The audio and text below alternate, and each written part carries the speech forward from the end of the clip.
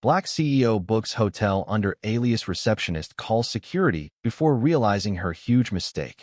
The lobby clock struck 8 p.m., and the air crackled with unspoken prejudice. Marcus Grant, a titan of industry, stood at the cusp of a moment that would unravel a truth too many ignored. He'd booked the penthouse suite under an alias, a habit born from years of navigating a world quick to judge his skin before his success. As CEO of Horizon Tech, Marcus had built a fortune, but tonight, at the opulent Grand Meridian Hotel, his wealth was invisible.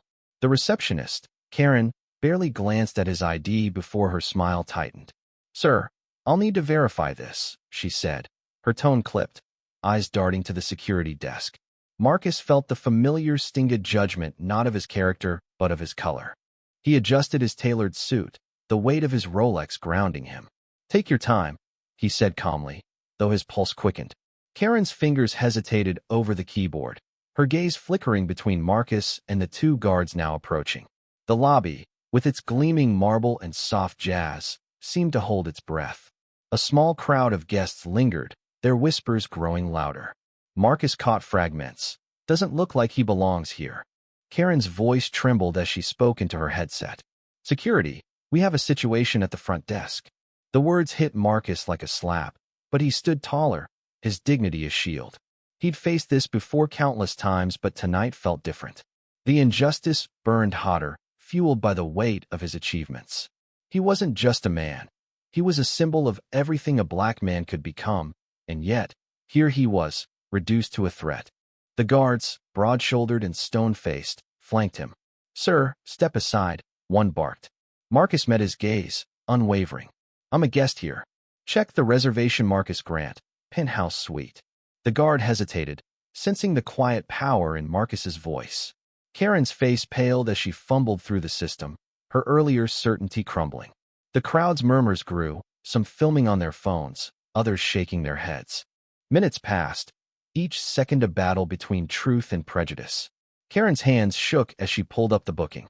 "Mr. Grant, I am so sorry," she stammered, her voice barely audible.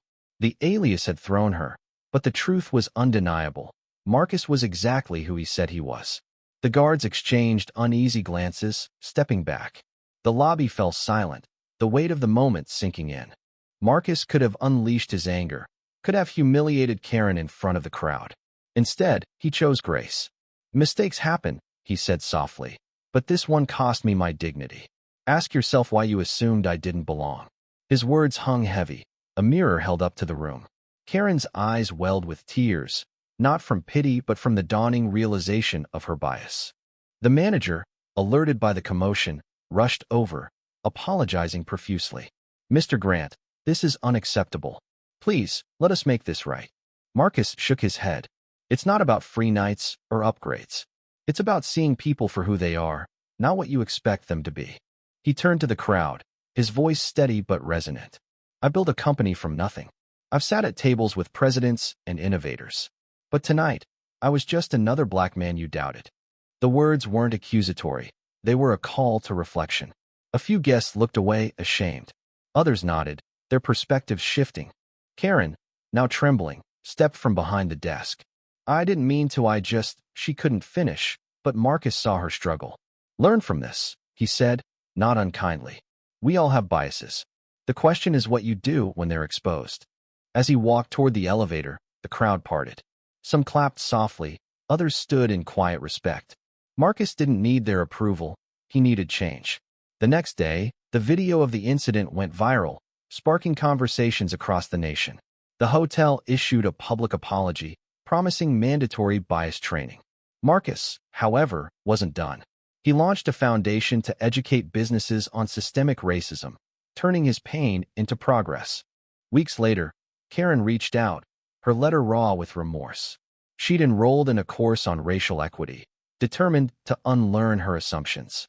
Marcus read her words, not with anger, but with hope. Change was possible, one person, one moment at a time. The Grand Meridian's lobby would never feel the same.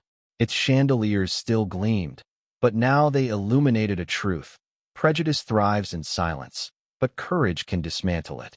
Marcus Grant didn't just check into a hotel that night. He checked a system that had judged him for too long. And in doing so, he reminded the world that humanity begins when we see each other clearly. Thank you for listening. If you find it interesting, please like and subscribe to follow the next stories.